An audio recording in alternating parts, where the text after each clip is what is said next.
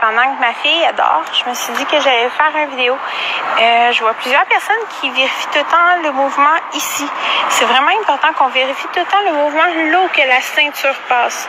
Donc, on prend le banc de notre main non dominante. Donc, moi, je suis droitière, donc je vais prendre ma main gauche, puis on s'en vient pour le tirer vers nous. Ça devrait pas bouger plus que 2,5 cm. Donc, c'est à peu près 1 pouce. On va jamais prendre avec notre main dominante parce qu'on est toujours plus fort de notre main dominante.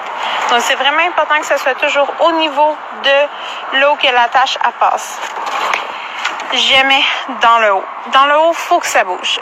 On veut avoir du mouvement là. Des fois, il va pas en avoir, mais des fois, il va en avoir. C'est vraiment important qu'en haut, on regarde jamais là.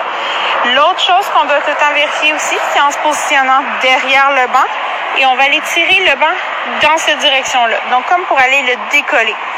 Là aussi, il ne doit pas bouger plus que 2,5 cm. Donc, on regarde tout le temps au niveau de la ceinture, de gauche à droite et d'avant-arrière.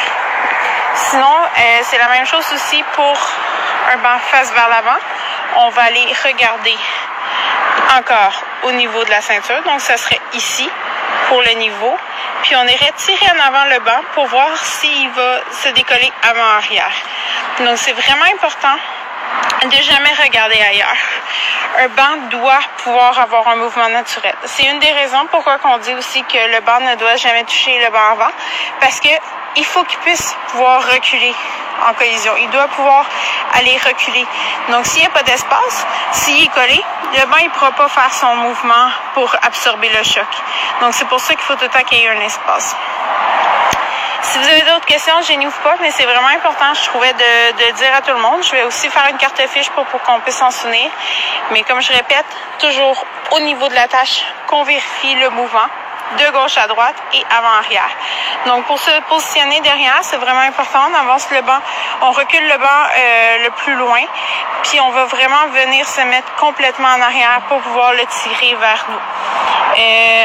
C'est le seul moyen de vérifier, puis c'est aussi le seul moyen de pouvoir faire une installation sécuritaire, c'est en se positionnant derrière le banc.